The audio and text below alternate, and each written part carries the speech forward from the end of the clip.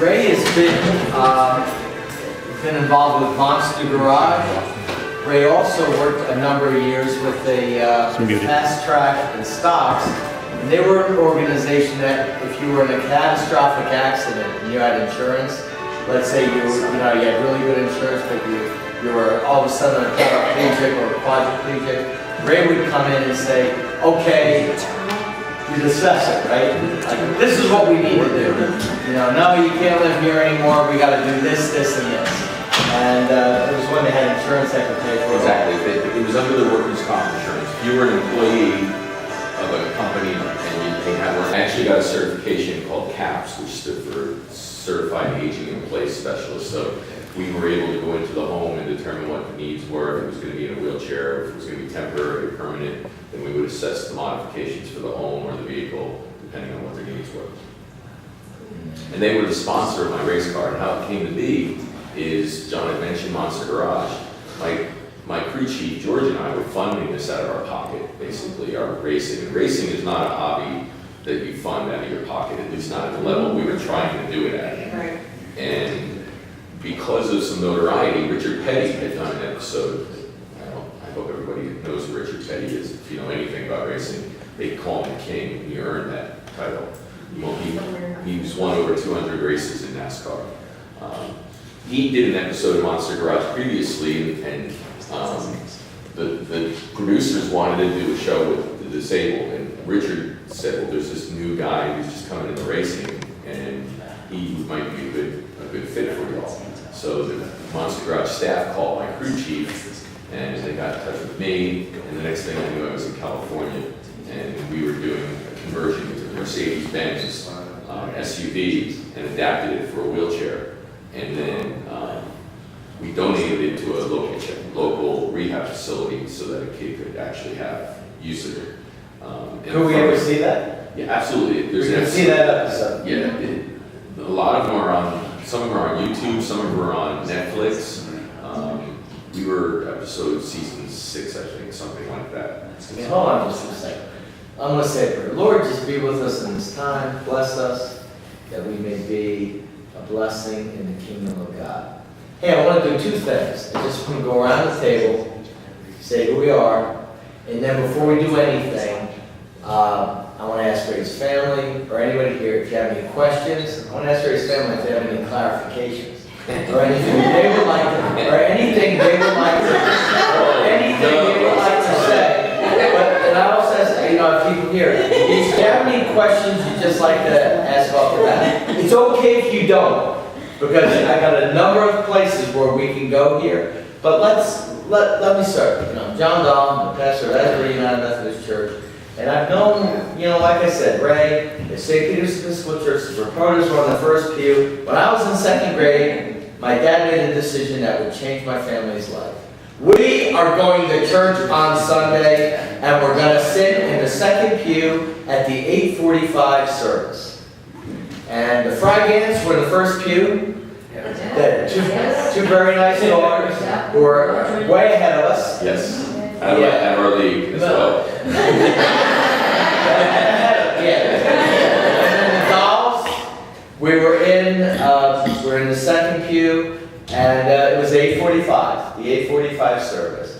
And then we did youth group. And Ray, you were like 3 years behind me, right? I'm 77. Yes, and I'm 75, so. Okay.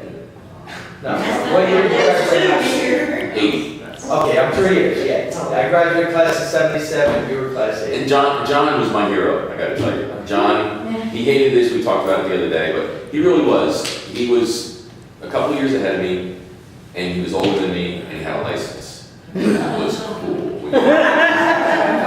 And he and our buddy Kurt, who was also in the youth group, they were around the same age, and they would come and rescue me and just pick me up at the house, and whether we joined a bowling league or whatever we did, it was just the coolest thing to be taken under the wing of an older person. And John was the youth group president at the time.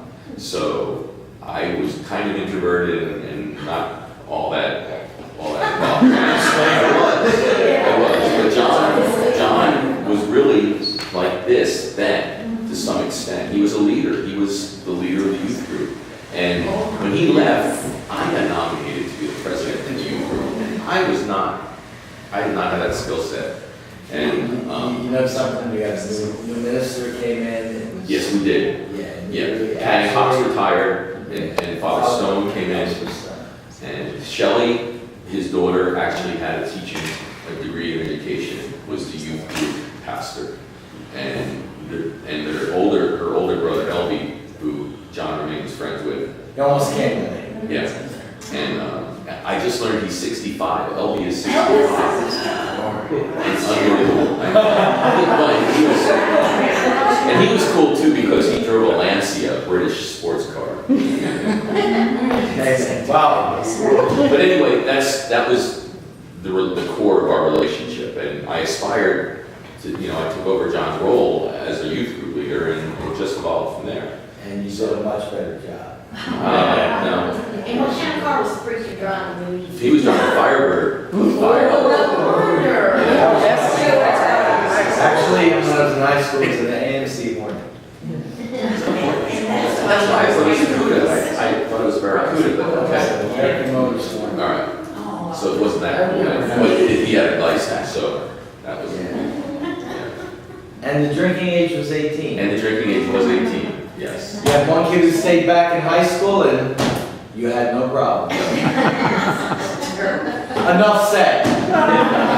Anyway. Enough said. I'm Mary Ann Eaton, and I was out in the desert for quite a few years, and this wonderful person saves me. Jesus. Poured glue in my pew and kept me here. We're glue in your pew. I thought I was making a courtesy visit. And I haven't yet. I'm Sharon Grubb. I've been here 31 or 2 years now. We came here one time, and that's all it took. We had come to our home. Miss Grubb, do you have a title? Because, Your lady, she's Okay. like, she's a church lady. okay, I figured that since you were the first Not one. in the church. The church lady, okay. My father was a United Methodist minister, and I was also president of our youth group. Okay. So you were a PK? My name is Betty Greenstreet. I came here about 8 years ago, the same thing. I came to the fall festival with my grandchildren, and been here ever since. Super. But she's But she's getting ready to leave us Saturday. She's moving to Florida. Parents moving to Florida. What part? Baby. Wesley Chapel, Asbury County. Hi, I'm Angela Poe. I've just been here a few months, but looking forward to joining. I'm just doing this for artists. Very good arm. Very good arm. There's got stuff in the local library. No just in that. Very good. Sharp lady. Thanks.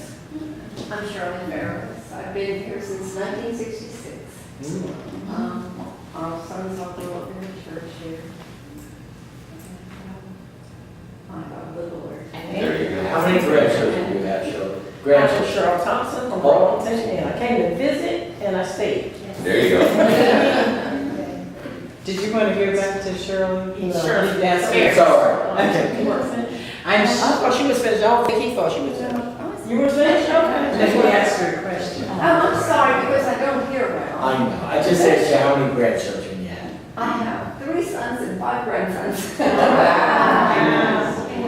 My name is Sherry Stovall. I've been coming to this church for 9 years now. It began with some people I knew from another church that said I was supposed to be here. It worked out. Wonderful. Mr. G. Jim Gleason. I'm Jim Gleason, my wife Pam, and I joined this church in 2005. And Denise. My name is Denise Paprola. I'm from Rocky Hill, New Jersey, and that's a little town right outside of Princeton. But she's originally from Spotswood. We lived in Spotswood. Yes. That's right. We were all close. We all had. I worked on a farm in Skillman for several years. Did you really? For Manor Farm. Slow down.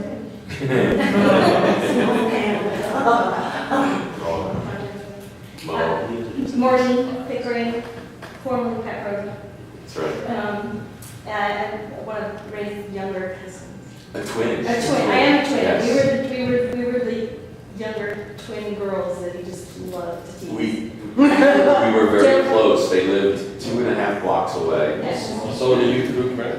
Yeah, so we didn't go to the church, but you know, we kind of got roped into the youth group. And just had so many memories of Father Stone and Shelley and Oldie and Right. great memories.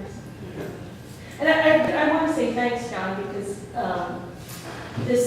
this is a rare opportunity for us. You know, we get together, we don't see Ray very often, right? And when we do, there's usually at least 40 people packed into a small house. It's a holiday. So Yeah. this has really been a treat for me, and this community is just lovely, very welcoming. So thank you. Man. Mary Paprola, I'm married to Ron, Ray's brother, younger brother, I should say. And John actually married us. The story that you had shared, Ron had shared with me prior to, you know, us meeting. And we have been here several times, and we've always felt so welcome and embraced by the congregation. So thank you for that. Amen. I second all that. Ron Paprola, Ray's youngest brother, and I can remember in youth group also, I was behind John, but he was always my mentor. And he always tried to give me good advice. I didn't always listen to it, but he would always try to steer me. He was definitely someone I looked up to also. Well, Brother Ray, of course, what an inspiration. He never let his handicap stop, never let it hold him back, and he's always taking it. No matter how hard the road was or how tough it was, he was always willing to meet it head on. Yeah, big inspiration. And my family and the church I came from, it meant the world to me. It still does. Ronnie was in the Navy for 23 years. So You flew, right? You're a Flight pilot. engineer. flight engineer on the subs, 23 Orion subs. So thanks for having us, and appreciate it. You're always welcome if you ever come to our neck of the woods, but unfortunately, I don't always go to church, but. We have to go to the north. It's Middlesex County. It's like right That's why I'm a Yankee. Even when I'm in Jersey down right now, I'm a Yankee. It's terrible. One thing about this morning kind of surprised me was the God moment. I wasn't expecting that, and I really didn't think it was a God moment, but I'm glad it was for John. You know, me, I just thought I was doing a good deed for a good man, and you know, I recognized him, and he needed help, and I was there for him. So, but you never know how you can affect those people. It was about 10 at night. I had my 2.5-year-old son. We were stuck. And it was very cold. And you were like 250 yards from your old home. Yeah, well, I might as well have been 50 miles. Exactly.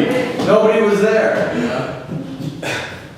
Back here, yes. Okay, I'm Mary Paprola, and I would say I was very comfortable here this morning.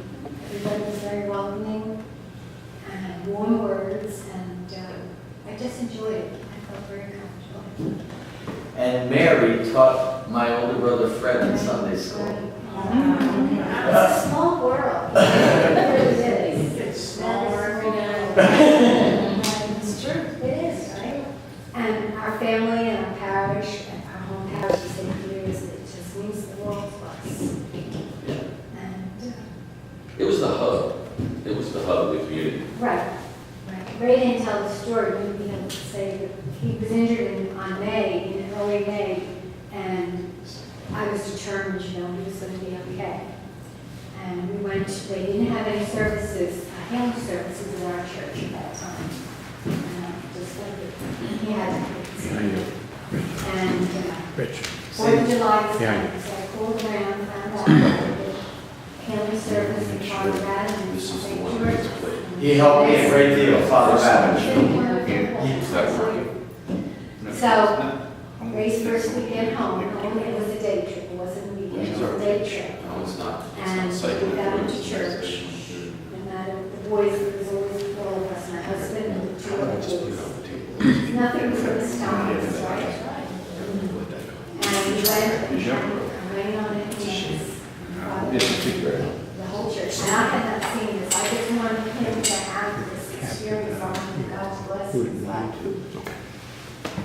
about that and saying about the spirit in the church. This is the 4th of July celebration. And I do. I felt the warmth of that parish. Everybody laid hands on Ray. I didn't, because I didn't know, I would just get some special prayers, But that was, It was outside of our understanding. yes, because we Episcopal weren't group. exposed to that, but I knew it was available. And I was It was, they had the charismatic over there, it was wild sometimes. And I was going to, Compared now to it what- is, it's no longer a part of the Episcopal Church. But that was the beginning of another chapter of God working in our lives. And thank you all for today. Hi, my name is Harriet Schmidt, and I want to thank everyone. It's just been a joy coming here this morning. Very, very lovely parish. Certainly enjoyed every minute of it.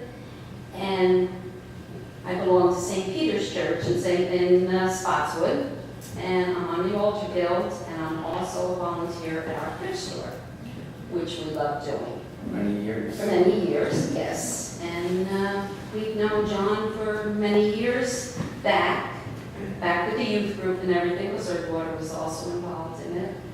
And Raymond is our godson.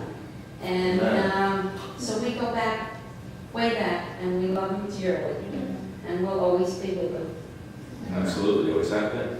If I may, my first memory of St. Peter's Church, I was not taken to church until I was in second grade. I was baptized, but my mom was on the altar guild. And I would be taken with my mom, and my mom would be polishing the stuff. John, you can go anywhere in the church, just stay off the altar. But in the Episcopal Church, the pulpit is down. And I remember as a small child feeling God there. Like there's something here. And I remember standing in the pulpit pretending I was preaching. Like it's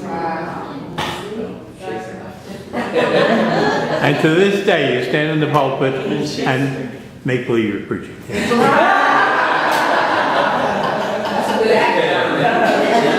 on the altar.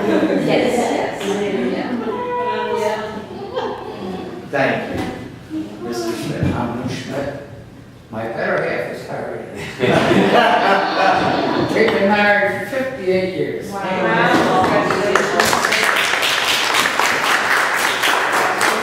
And we attend St. Peter's Church, just love it there. yeah. It's got such history there. And as far as the Paprola family, we've been like that. Wear dance together, camp together, any parties together. Love it. Happy times, sad times, but all good. And God is in with all of us. And they're the best godparents. They truly are. I don't want to embarrass you, but I am blessed to be the godparent of 2 children. My brother's oldest, and my brother Ronald's oldest, and my brother Robert's youngest. And I had great mentors, and it's important to be a godparent. I take it serious and try to. I don't try to favor anything over anyone else, but there's a connection that you have with your godchild, and I got that from them.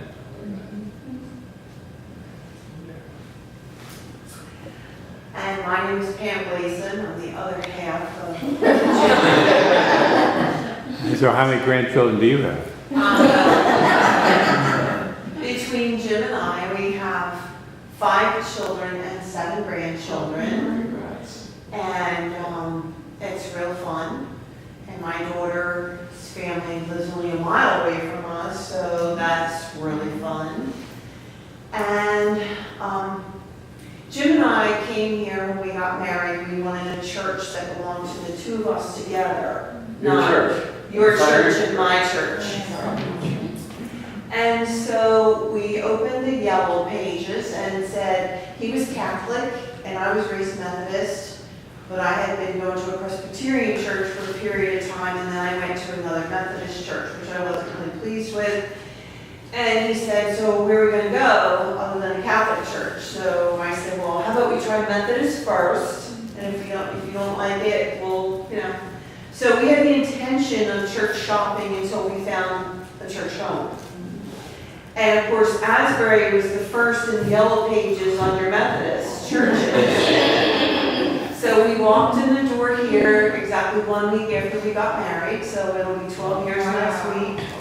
And we never left because we got in the car afterward and we looked at one another and said, we're home. Wow. It was very welcoming, and it's just been an amazing journey here at church. We love this church. This is our home, and I think it's a little more difficult for me making this my home because the little tiny Methodist church I grew up in and was in for the first 25 years of my life is what I still consider my home church.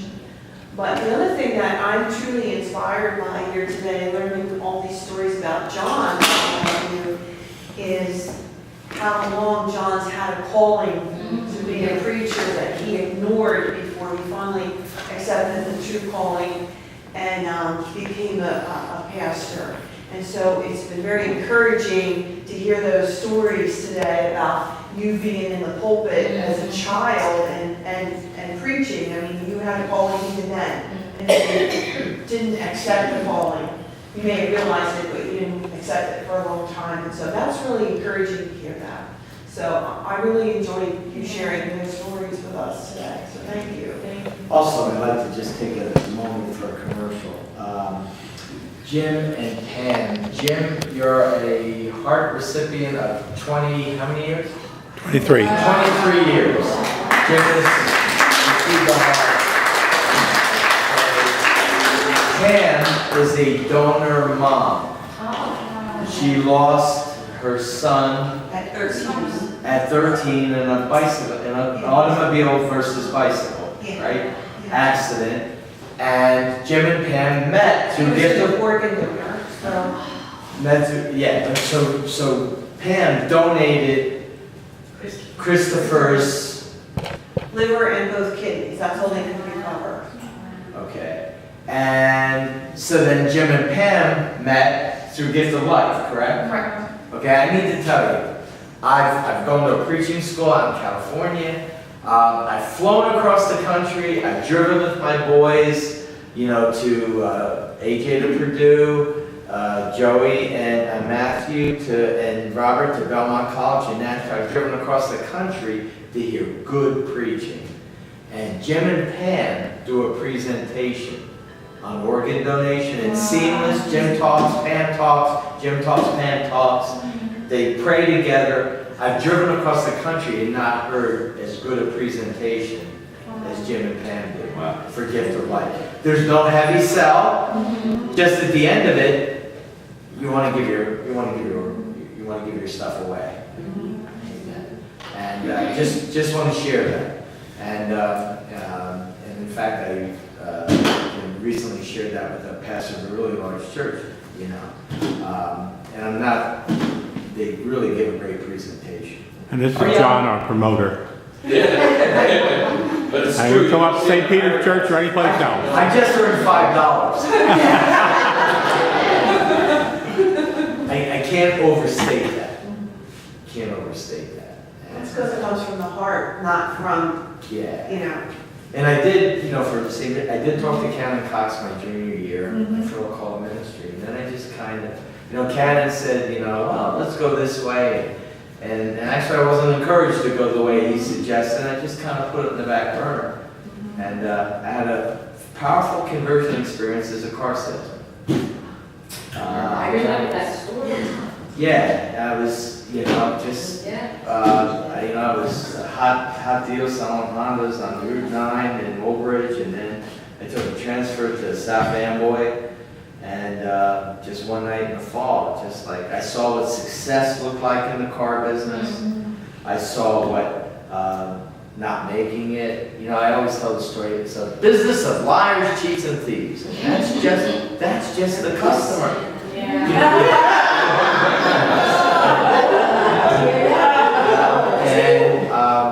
And then from that night, it's just like all of a sudden, I just felt like God, just like we're in this together. We're rest is history. But hey, this was wonderful, just going around the table. Does anybody here, further clarification from any of Ray's family or friends, does anybody have just a burning question? If you do, that's fine. If not, that's okay too. We have things we can talk about. I do. You were talking about having your shoulder done and the incapable situation you're gonna be in, and somebody's gonna have to take care of you. So where are they gonna do that procedure, and who's ultimately taking care of you through that whole process? Great question. Initially, I thought it would be pretty straightforward. My mindset immediately spun, there's no way I'm going to a rehab center for 6 weeks. So my first thought was, I'm having it done, this is a miracle in its own, I'm having it done by a surgeon who was a fellow under Dr. Andrews. Dr. Andrews is the foremost orthopedic sports surgeon in the world. Any athlete who's ever had an elbow blown out or a shoulder or a knee, they go to Dr. Andrews. He's the head orthopedic surgeon for 8 or 10 professional teams, college teams. He was in Birmingham, and he was our team orthopedist. So when I was in Birmingham playing ball, when I hurt my shoulder the first time, I saw Dr. Andrews. And I came to Jersey because my insurance, I had an auto accident, so my insurance is very stringent as to who they pay, and otherwise I have to put the money out and get reimbursed. So I'm trying to find a doctor in Jersey.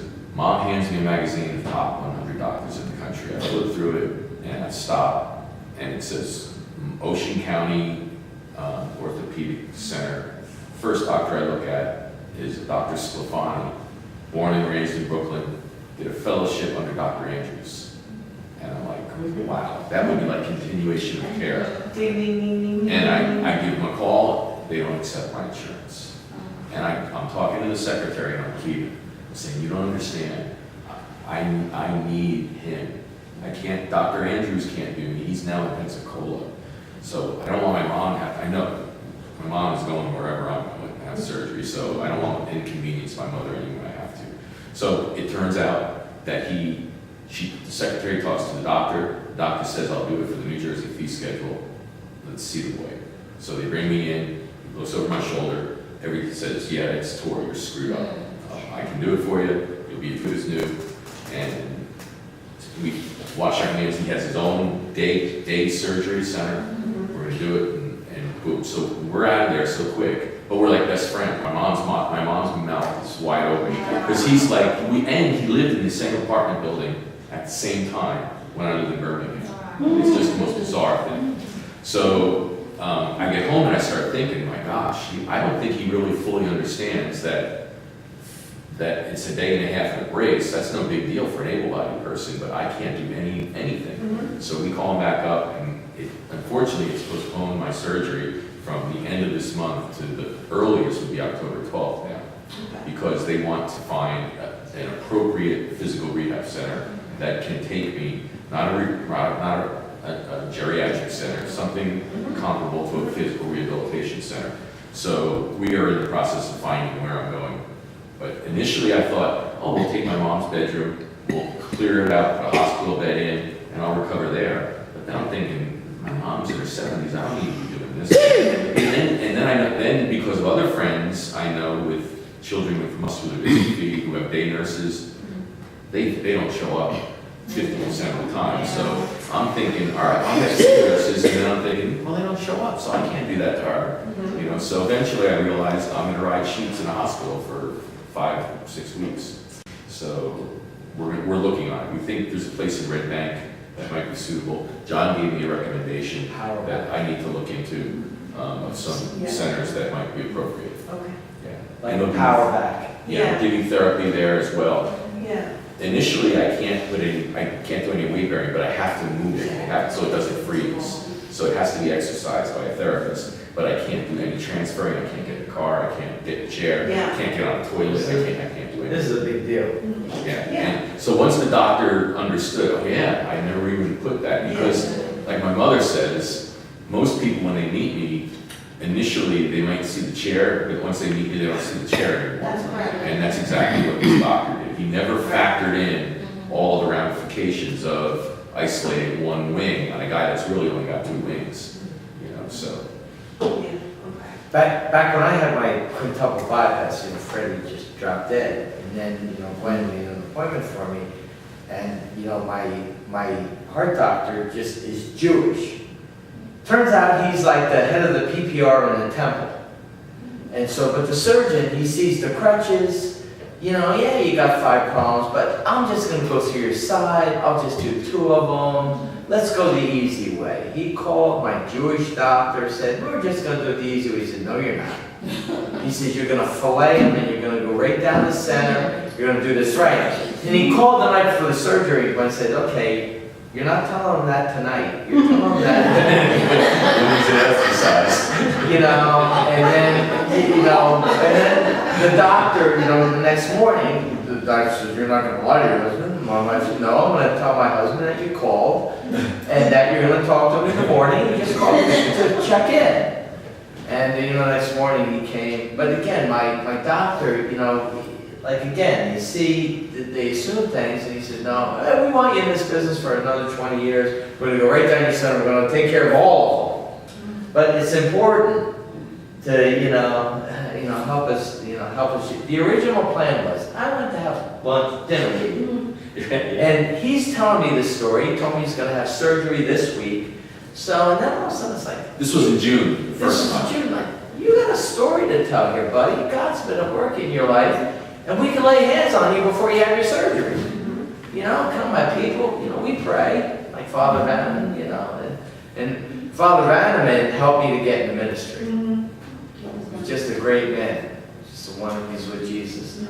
I have seen here in this church, people have, John lays hands on us and we all gather around and lay hands on. I've seen a tremendous amount of healing from that in here, and it's just, and my husband's had lots of other issues.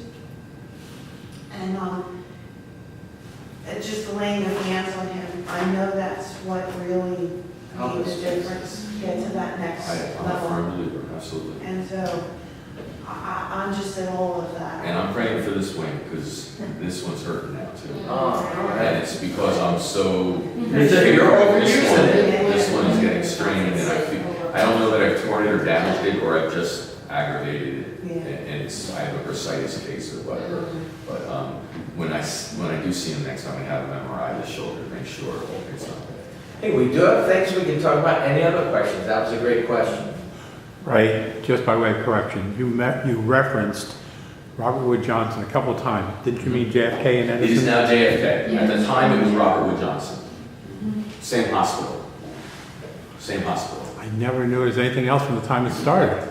It was I Robert- lived right it next was to it. Robert Wood Johnson. He's a McCutcheon man. Oh, And I lived in 280 in the apartments that blew up. Uh-huh, Remember the apartments that Yeah. blew up on TV? yeah. I had left New Jersey a month before they blew up, and I'm watching on CNN. My apartment burned to the ground, incinerated.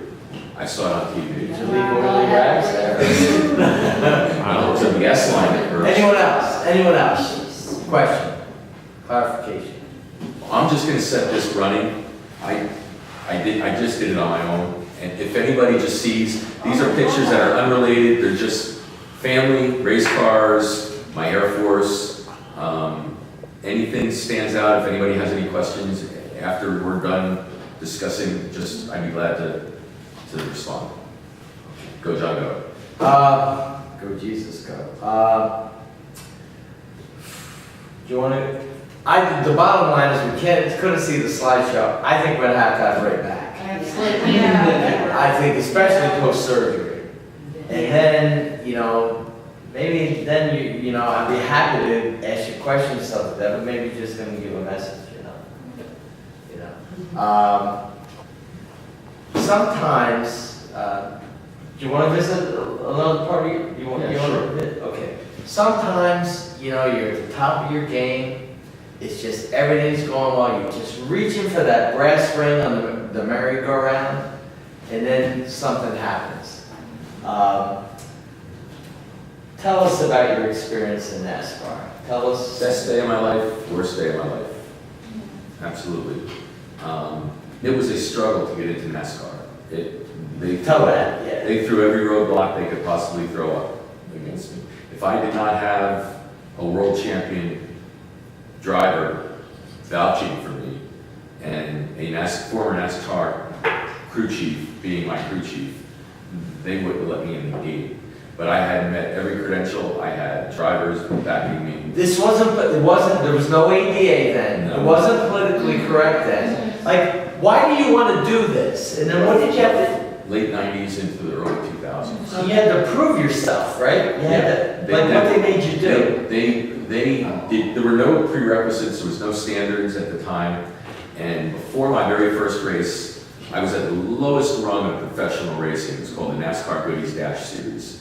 And that fed to the NASCAR Truck Series, which fed to the NASCAR Busch Series, which fed to the NASCAR Winston Cup Series. So we opened up for the trucks and the Busch teams and the Cup teams. We were always an opening act. When we were a feature act, it was at local races where there were other local teams that were the openers for us, and then we were a feature act. But at the big super speedways, which it was the only way people with limited experience could get big experience was through the NASCAR Goodies Dash Series.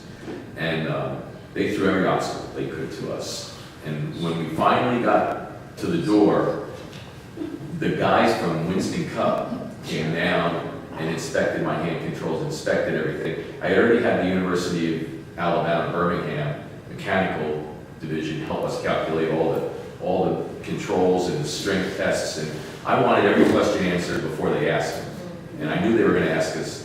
A crew chief knew they were going to ask us. So we had every solution. They came by and they said, we need to see you get in the car and strap in, helmet on, and everything, and then we want to see you get out of the car. So there was no timing or anything, but he had a stopwatch in his hand. And I got in the car, strapped up, helmet on, and he said, go. He started, he walked around the front of the car, he walked around the other side of the car. By the time he got to the passenger side door, I had already unbuckled. I put extra handholds in for me to use my upper body strength, and I got myself to where I was sitting on the windowsill. And I said, I'll roll out of the car right now. I'll take the fall and roll out of the car if you need to see that. But there's no reason for me to do that unless the car's on fire. And they also agreed to allow me to put an extra fire bottle in the car, which was a big deal because one fire bottle was fine, but two, they think you're cheating. They think you're running nitrous or you're running something special. So I would have them seal a second bottle. Now every car has two bottles because they needed that second bottle after Dale Earnhardt Jr. got burned in an incident. And another safety innovation, out of our experience with NASCAR, several safety innovations have been incorporated in all the Cup cars, which I feel, even though there aren't any other racers doing what I did, some of our technology is in the sport. But anyway, they were so impressed with that, they didn't know what to do. The clock was favorable. I demonstrated I had the physical ability. But the next thing, I realized that what I was doing was going to have such a spotlight on it. If I did not do it correctly, it was going to hold everybody else with a dream to do it back from ever being successful. I told John, I turned down deals that would be enough money to go race it, but not enough money to go and do it right. And if I didn't do it right, the spotlight would be, oh, he can't drive, so therefore we're never going to let another disabled driver in.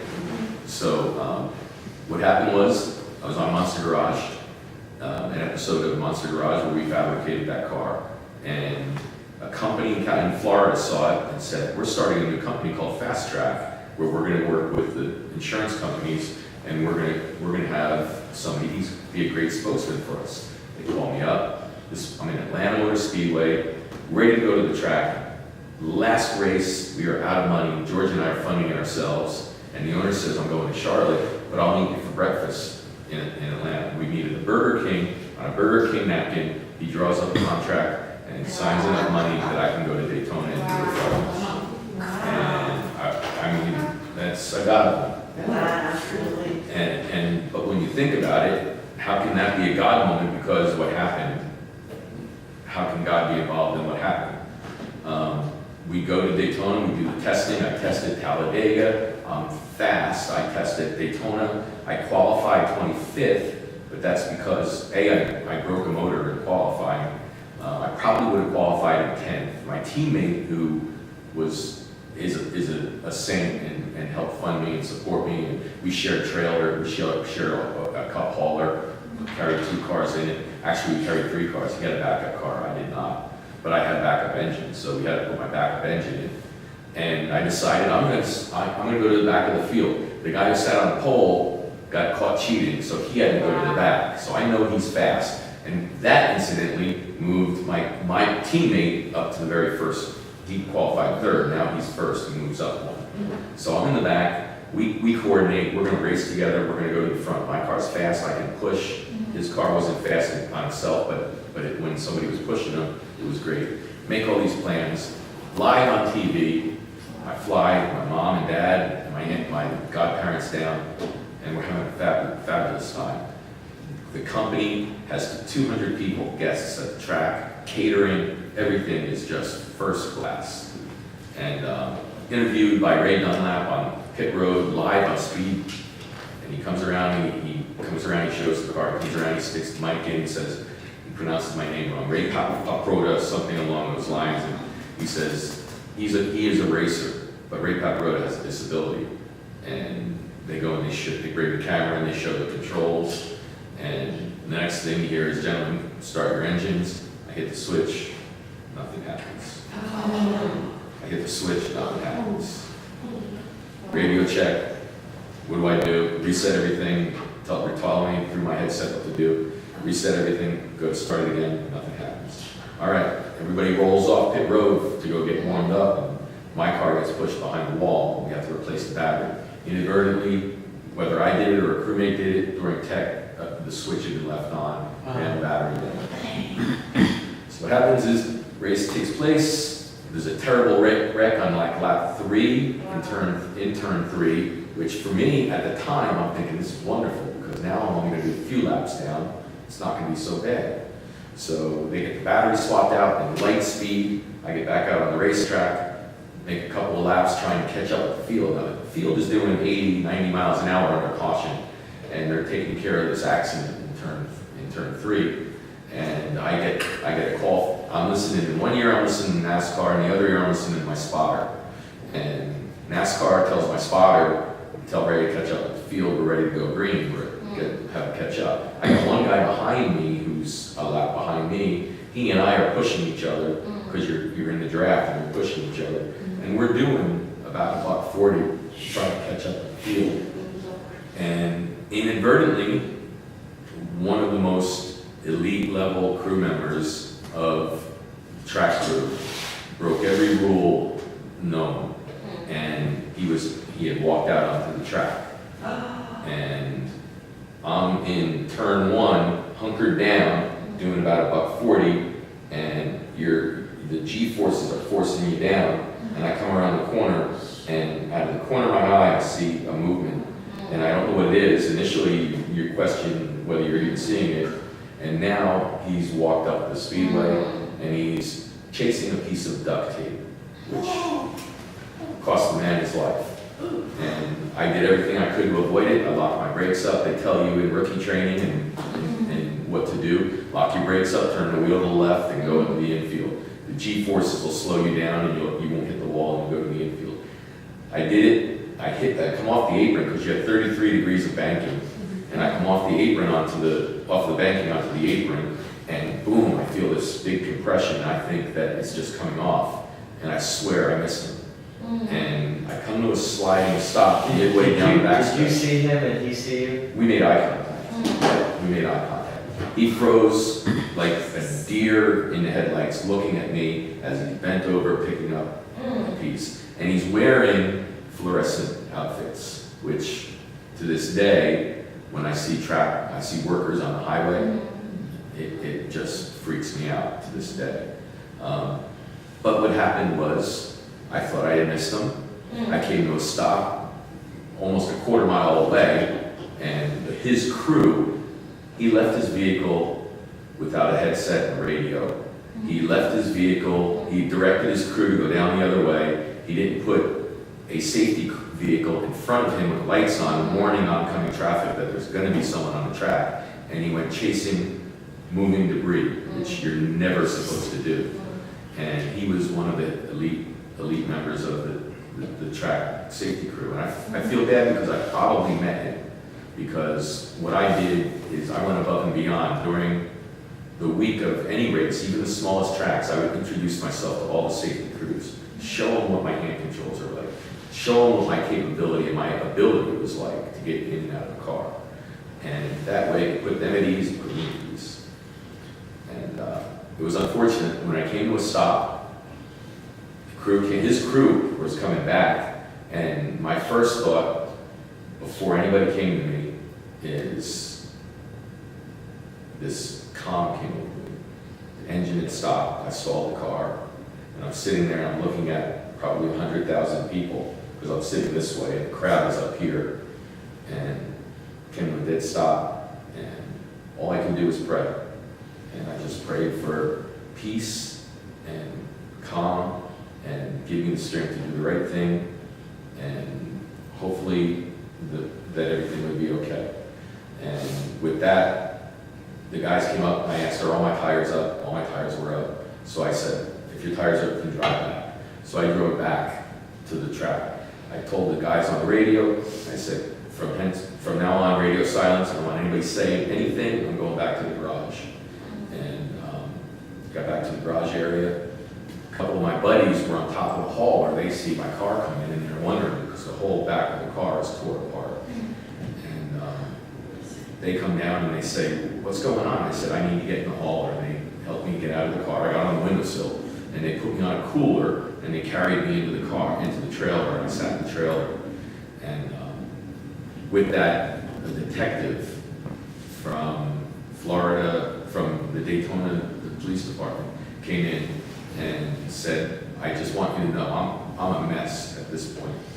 And he says, I just want you to know, I was intern too. I saw everything. You did exactly what you should have done. There's nothing you could do. It's not your fault. And that was comforting to hear that. That was comforting. And by now, everybody's starting to come in. By now, it's public that there's been a crisis, there's a fatality. The crew guys, the rest of the guys don't even know what's happening. They're still driving around in circles. Unfortunately, there's debris in turn 3, from both my car as well as this poor track worker, that they're bringing, the crews are still driving, drivers are still driving around the track. So If you Google Ray's name, you told me this yesterday, it'll come up about the accident. Well, the very first, once everything was cleared, Harriet Lou and my mom and dad, I came down with my crew, and I needed to get out of the track. And George, my crew chief, he headed for home. He didn't want to stick around. Once the police and everybody released us, and they said, you guys are clear to go, George said, I'm going home to Alabama. I'm jet. He was my ride. So we went, and we had some tea and talked, and I said, I'm going back. And we got about 30 miles north, and I said, I'm not going back. I can't leave. How can I leave? What if they want to talk to me? What if, then I turned them around, and I made them go to I made my parents, I think my parents were driving, or was it Harriet and Lou driving? I'm not sure. Uncle Lou was with the boy, he sat on the cooler, remember Lou? Yeah. Okay. So We were together. Yes, we were together, that's all that mattered. I took, anyway, I skipped a lot that I've told John. My dad had come in, and it was the early days of my dad's Alzheimer's, and I knew he was sick, I knew he was ill, but I knew he wanted to protect his boy. That's what he wanted to do. And His dad was like that. When he was fire chief in Spotswood. I was afraid that He's he a would take say, charge man. he would say something, he would talk to the media, he would do something, and I just remember grabbing him. I'm sitting on this cooler in the trailer, and my owners had come in, my owners put their arms around me, and they said, I just want you to know, we got your back, whatever it takes, insurance, lawyers, we got you. But I had made the guys go and put a car cover. I was thinking of things I could never have thought of. My wheels were turning. The Lord was working through me at this point. I had the team go and put a car cover on it because there were photographers all along the fences. Everybody's trying to take photos and get photos. And it spread like wildfire through the crowd. And It was national news. I changed out of my fire suit into my clothes, but all I had was a sponsor, my sweatshirt with the sponsor's logo on the back. And I had the thought of protecting them, and I turned this sweatshirt inside out. And I rolled out of the hauler and into George's vehicle. And a guy from Alabama asked me, and you want to talk about a quote being taken out of context and being used against you. He said he's yelling at me because the van is there to pick me up, and he's yelling through the fence, but I know who he is because I've done dozens of interviews with him. He yells something like, Ray, what happened? What do you have to say? And I said, I'm nothing I can talk about. And the way they twisted that in the papers, in fact, for the next 2 weeks, all the newspapers said, paraplegic driver kills track worker. And that's what it read for 2 weeks, every day.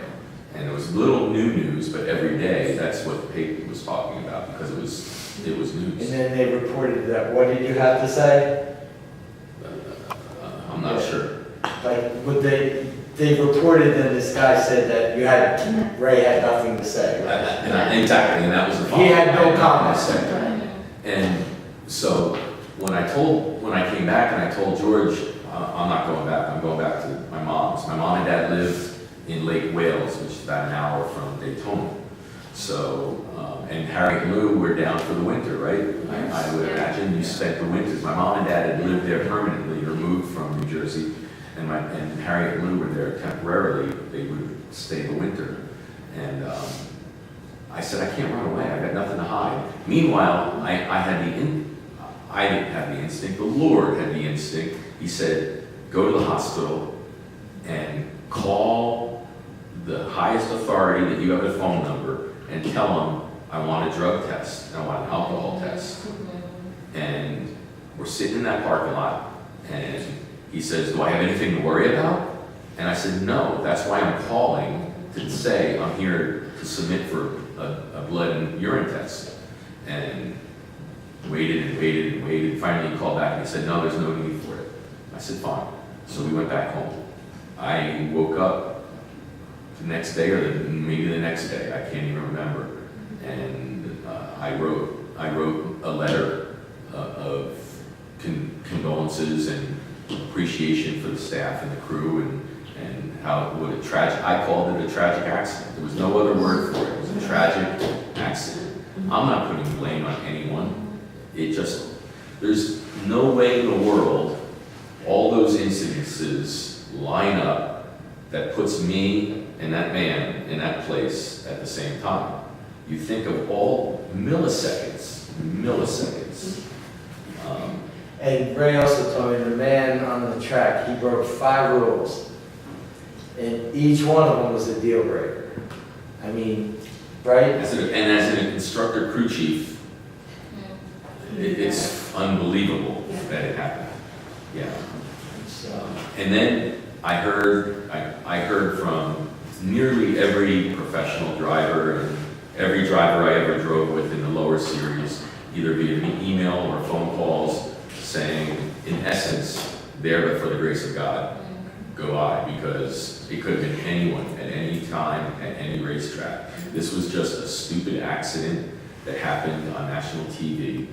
And the ultimate irony, I don't know if irony is appropriate, but while I'm on my way to my mom and dad's home, they restart the race, and my teammate wins the race, and they're all celebrating in Victory Lane, and I would have been there celebrating with them, and they don't know about it yet.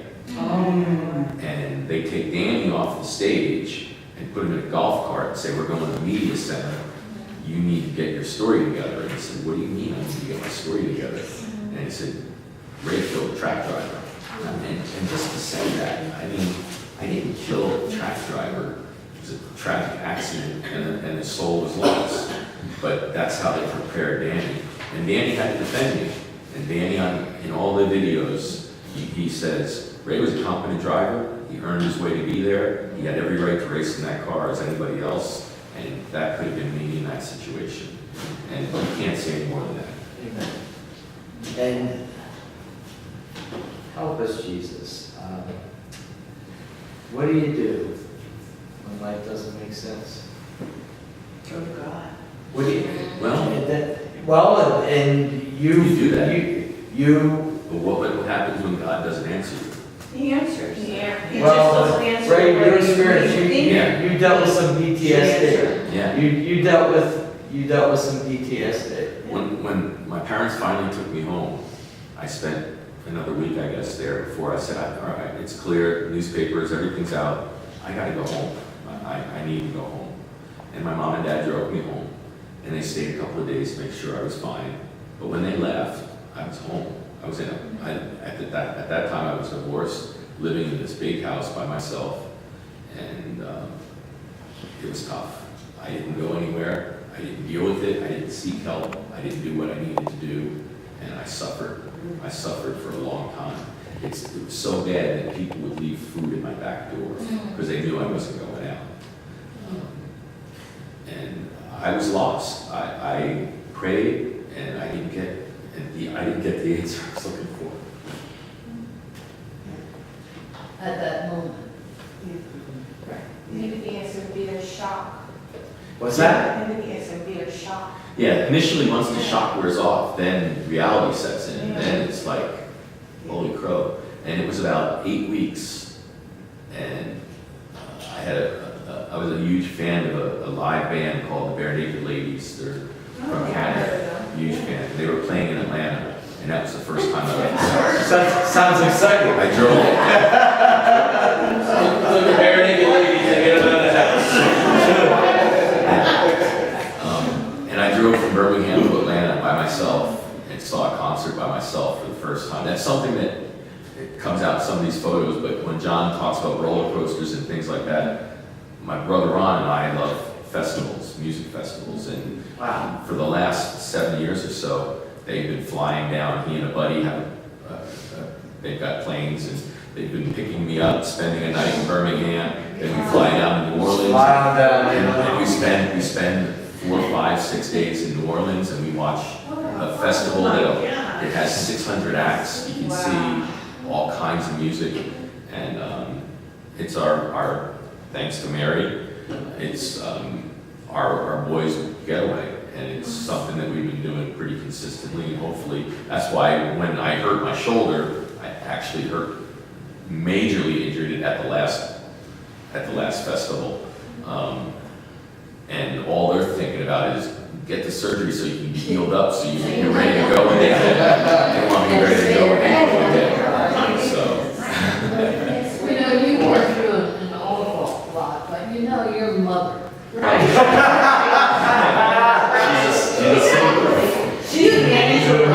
And that's not the whole story, right? I mean, if you had any idea what she's been through, I would tell you that, whenever you think, I don't know if I can handle this, right? I mean, we've all had those, I don't know if I can do this, right? Life is always more than we thought it was You going always to do be. that, right? And then you have to tell yourself, he's never going to give me more than I can handle, right? And do you know why I believe that? That's why I believe it. So if I think I can't handle something, I know I can handle So something. you were blessed to have her too. And my dad, he lost my dad. He lost my dad. Mom and Dad were good parents, they hung in there. And we have a God, like why, I could have we just could have done the church thing, and we just could have all gone home, and, we didn't have to talk about this. But, it's life. And sometimes I have a God, my God. I can go to God when sometimes all I can do is go. I don't understand this. Yeah, and maybe I'm not supposed to.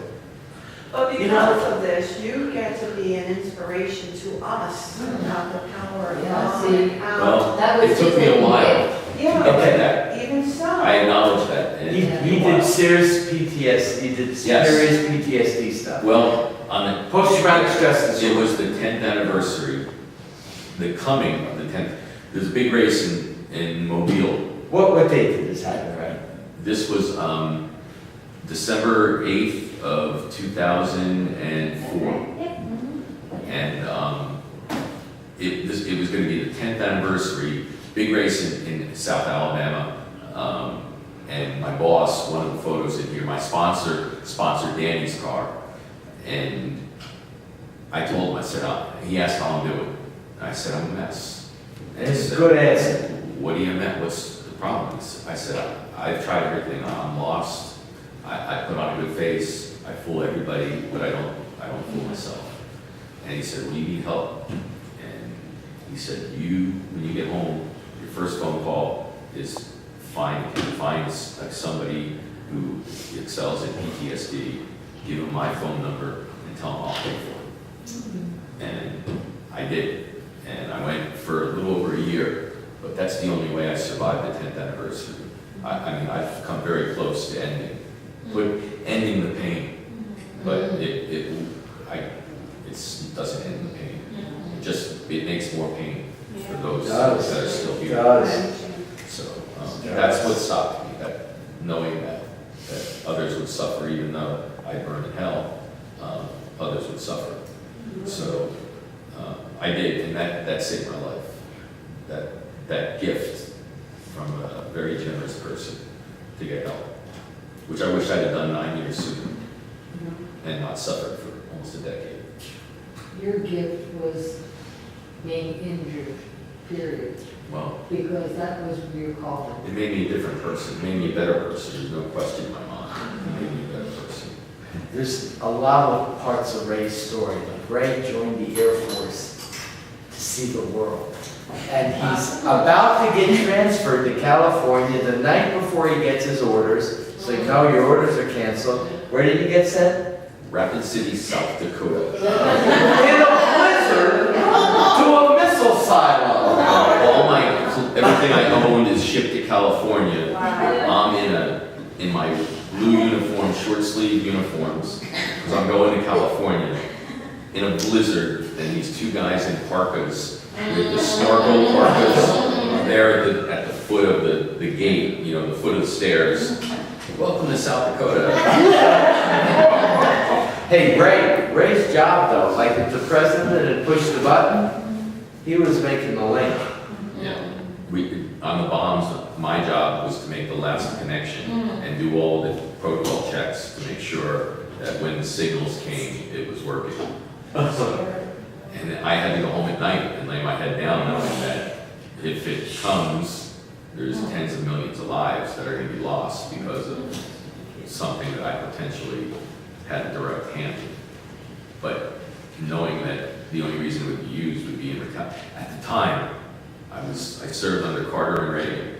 And at the time, if it happened, it would have been the right thing to do. Right now, I don't want to put politics in the picture, but right now, you couldn't pay me to do that job knowing that someone has access to that. To that code, huh? Yeah. Sherry.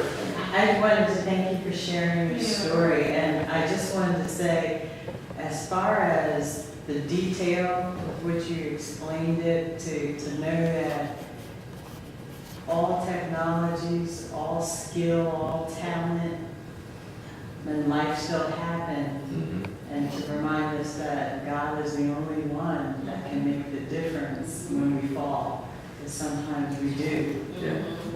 Yeah. Or he made you fall, or put you in that position to fall. Yeah, That but I fall, mean, thank you that for fall giving me has that. purpose.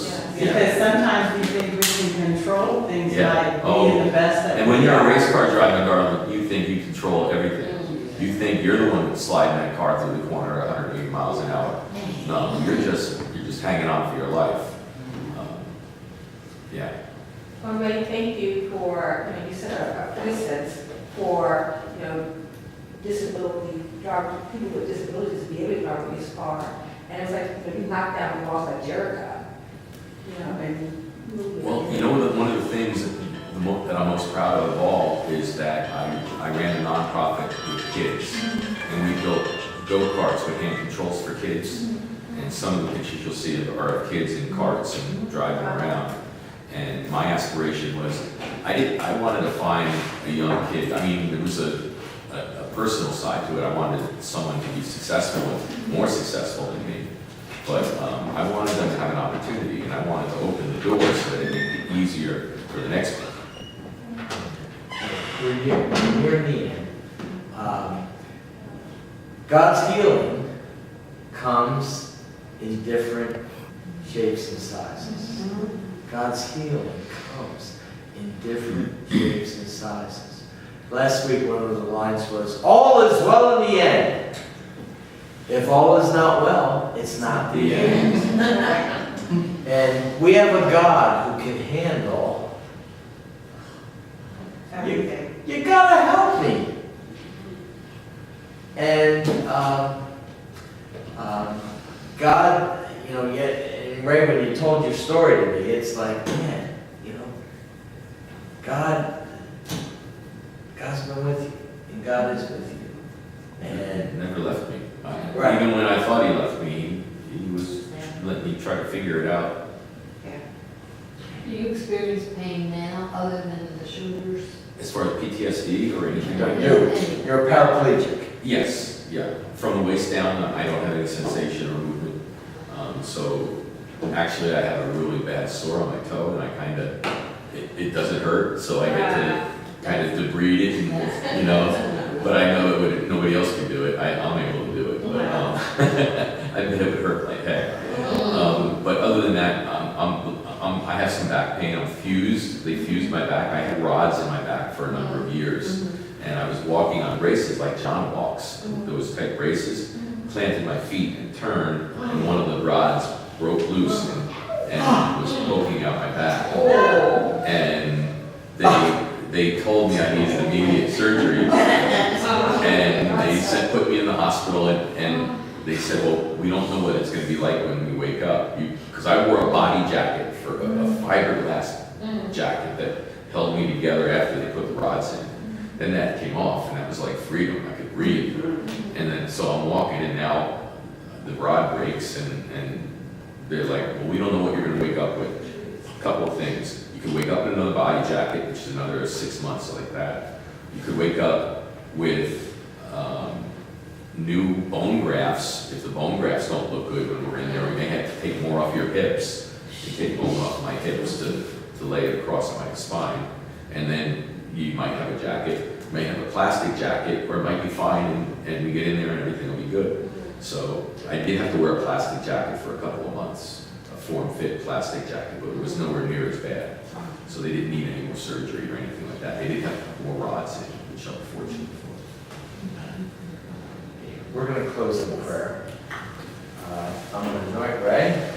And then oil in the Father, Son, Holy Spirit. Maybe, okay, and then that'll work. Join hands, lay hands, whatever you do. If you're able, hold hands if you can. Father, we agree in prayer. Lord, you're just going to be doing powerful surgery on Ray. Just have your hand upon him. Just be with him in his recovery. Your word says, in you we live and move and have our being. Your word says, Lord, by your stripes we're healed. Heal Ray. Heal Ray in every way. From the crown of his head to the soles of his feet. And Lord, bring him back. Bring him back and just continue to be present. And Lord, we thank you that you're with us. And you're with us always even to the end of the age. Just work powerfully. Work powerfully in Ray. And work powerfully in us. We thank you, Lord, that your healing comes in different shapes and sizes. We claim it in your name.